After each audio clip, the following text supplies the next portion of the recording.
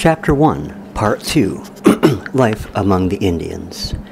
This brings down the narrative of events leading to the connection of our family with the history of this region till my father's first attempt to explore it with a view to its settlement.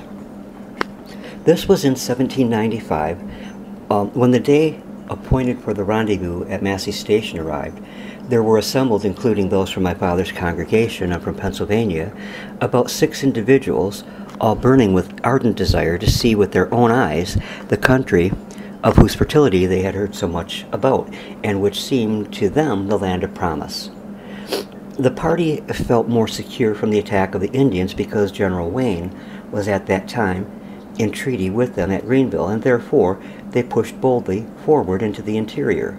They were divided into 3 companies, one led by Massey, one by Finley, and the third by Falnock, an old pioneer among the Indians, and in a few days they reached Paint Creek, near the falls. Here they encamped for the night. In the morning they found they were in the vicinity of the body of Indians, and proceeding down the creek soon came within hearing of their horse bells, and it was now too late to draw back, and an action with the Indians was inevitable. Some of the company were what was called raw hands. This was unaccustomed to border life and adventure. Full of enthusiasm, they had often expressed a desire to smell Indian powder. One of the party, who had fought during the Revolutionary War, and also with the Indians, retorted upon these vaunting fellows, "If you get the smell, you will run, or if I'm very much mistaken." Their vaunted courage was now brought to test. Leaving Captain Petit with the rear guard, the 3 divisions under Massey, Finley, and Falnock made a simultaneous attack upon the Indian camp. They proved to be a party of Shawnees and Senecas who had refused to enter into treaty. Charlie Wilkie was their leader, and they were encamped on the bank of the creek at what is called Reeves Crossing. They were taken completely by surprise. 2 of them were killed and several wounded, and the rest took to flight. But after escaping across the creek, they rallied in the woods for a short time and returned the salute of the whites. One man, Joshua Robinson from Pennsylvania, was shot dead. As the old Revolutionary veteran had predicted, some of the raw hands, who had boasted so much, fled at the first smell of Indian powder and hid behind the logs in the rear. Captain Petit reported them while in this condition as having the shakes from the trembling of their bodies. The company, having buried their dead companions, hastily gathered the horses, the skins, equipage, and other plunder of the Indian camp, and started for the station at 3 Islands. That night they reached Scoto Brush Creek, and they encamped upon an advantageous spot. Suspecting the Indians would be on the pursuit, their sentinels were carefully posted for the night. Just before daybreak, one of the sentinels perceived something gradually working toward him on the ground. Calling out, he received no answer, and instantly leveled his piece, probably wounding or killing the Indian. The battle now commenced. The Indians met with a noble resistance from a part of men, while the others again displayed their cowardice by hiding from the bullets of the enemy in a deep sinkhole in the earth. The action lasted about an hour, when the Indians retreated with the loss of 2 killed and several wounded. On the part of the whites, several horses were killed, and one man, a Mr. Gilfillan, was wounded in the thigh. After this, the party made good their return to the station without further molestation. This ended the exploration of the Scioto Valley for that year, and it was also the last battle fought with the Indians during the Old Indian War. The peace concluded by General Wayne with the Indians during the year remained inviolate and gave protection to the settlers except in rare cases till 1812. And then the swelling tide of civilization had swept the poor Indian away from the rich valleys where had been the homes of his fathers for untold generations. The narrow escape of the exploring party in the Scioto Valley did not extinguish the desire to become possessed of those fertile lands. Accordingly, in the spring of 1796, another party was organized for a second attempt. They collected at Massey Station about the 1st of March. Thence, some of them proceeded by land with their horses. The others went by water, carrying in their boats provisions, farming utensils, and other things necessary to make a permanent settlement. The party numbered about 40, and on their arrival they immediately commenced turning up the rich soil of the prairie with their plows and soon had 300 acres planted. There was some suffering from scarcity of provisions during the first few months, but an abundant crop of corn together with game which abounded in the forest soon yielded a large supply. In August of that year, Colonel Massey selected the site for the town and laid out the lots, each of the original settlers receiving one gratis. To this town he gave the name of Chillicothe. This was an Indian name, but of what signification or to what applied by them is not well ascertained. The Scioto, for the most part, runs in a very regular channel almost due south, but about 4 or 5 miles above the mouth of Paint Creek, the river suddenly makes a bend and runs a short distance east, thence southeast to where it receives the waters of that tributary. These two rivers, for several miles above their junction, ran nearly parallel to each other. Between them, there is a large and beautiful bottom, varying in breadth from 1 to 2 miles, and containing upward of 3,000 acres. This land is of alluvial formation, the loam being from 2 to 10 feet in depth. Nothing can exceed its fertility, not even the most highly cultivated soils. At its western boundary is a hill, 200 or 300 feet high, the terminus of the bottomlands in that direction. The spot selected for the town site was an elevated and dry part of the bottom, near the base of this hill. More than 20 log cabins were immediately erected, and before the ensuing winter it had several stores and shops. The tide of population now began to set in with unexampled rapidity. Zane's Trace, which connected Wheeling with Maysville, was marked out simply by blazing trees along the route. Though just completed, it became a great thoroughfare, and large companies passed along it seeking the rich bottomlands of the Ohio. These bottoms, when first settled, were generally covered by a heavy growth of timber such as black walnut, sugar tree, cherry, buckeye, hackberry, and other trees which denote a rich soil. A portion of them, however, were found destitute of timber and formed beautiful prairies clothed with bluegrass and blue sedge grass, which grew to the height of from 4 to 8 feet and furnished a bountiful supply of pasture in summer and hay in the winter for the livestock of the settlers.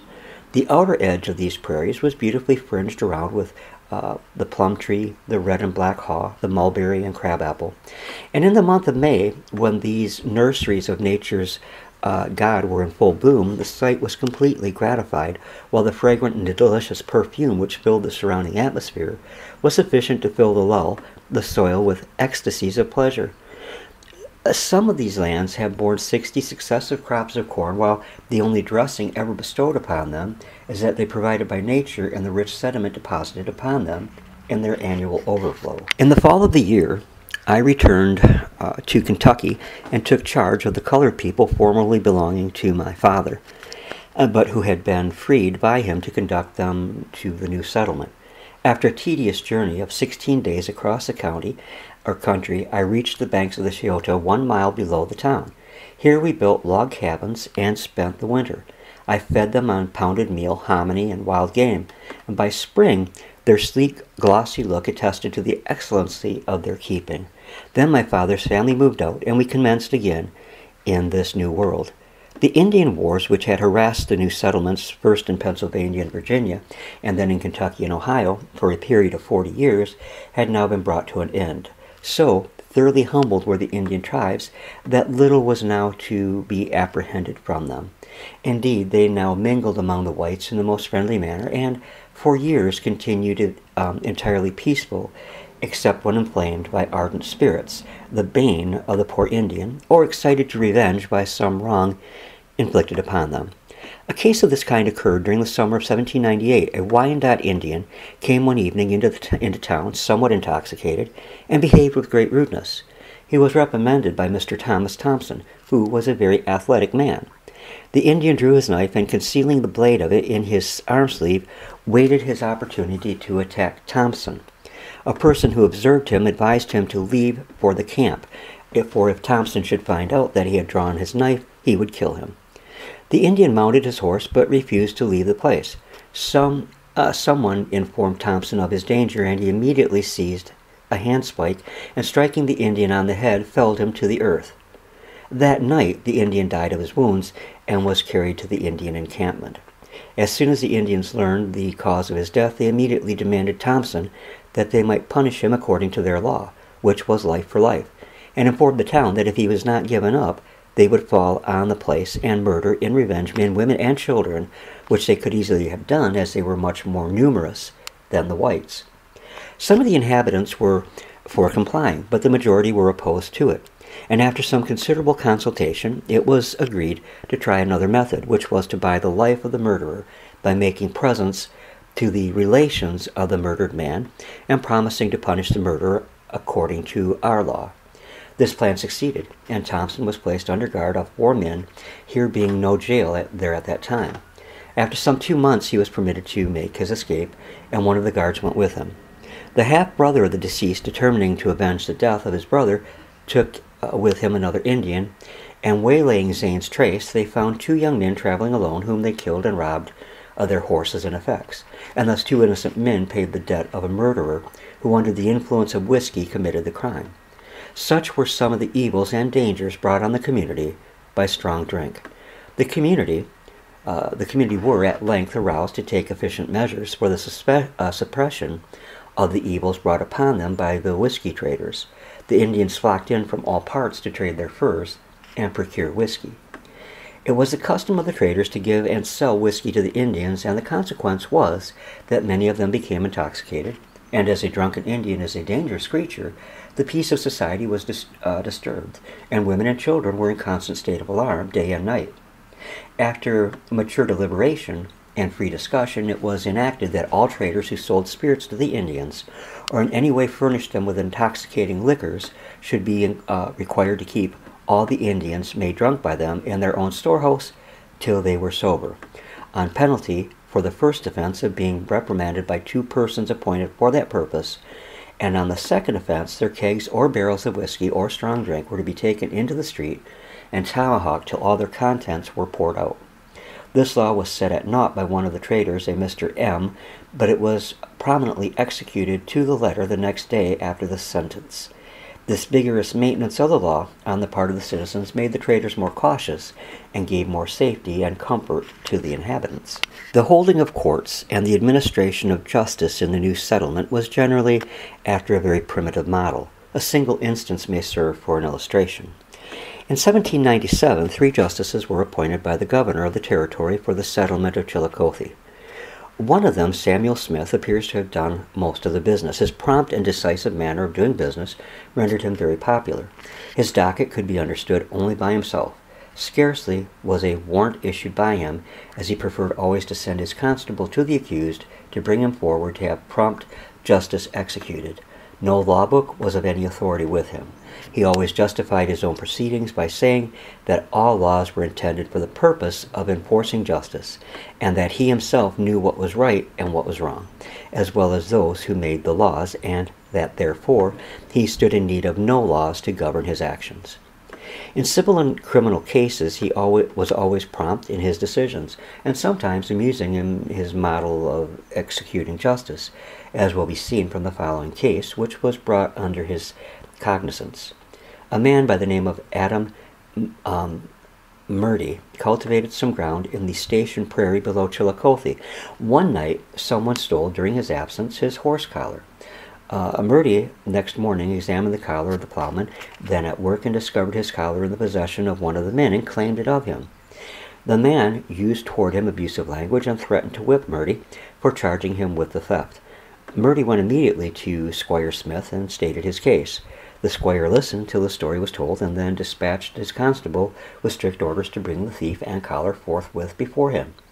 The constable quickly returned, bringing with him in the one hand the collar, while with the other he grasped tightly the accused. The squire immediately arraigned the accused in his court, which was held in the open air on the bank of the Scioto. It was then asked of the accuser how he could prove the collar to be his. Murdy replied, "If the collar is mine, Mr. Spear, who is present, can testify." Mr. Spear was then called to testify. Before he was sworn, he came forward and said that If it was Murdy's collar, he himself had written Murdy's name on the inner side of the ear of the collar.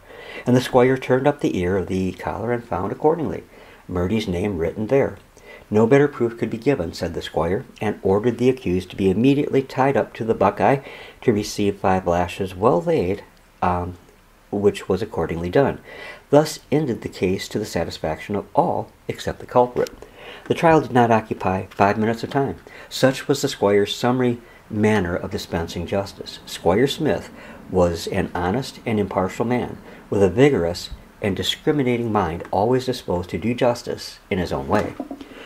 We now have narrated the circumstances under which the pioneer entered the Northwestern Territory across the Ohio River, and obtained a firm foothold in what had been there heretofore emphatically the Indian country.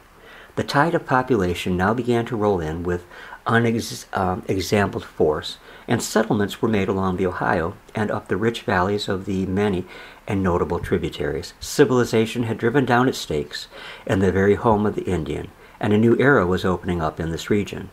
It will be interesting for the reader to pause at this point and glance backward at some of the incidents of Indian life and warfare in this region, but we must reserve them for another chapter. End of Chapter 1, Part 2.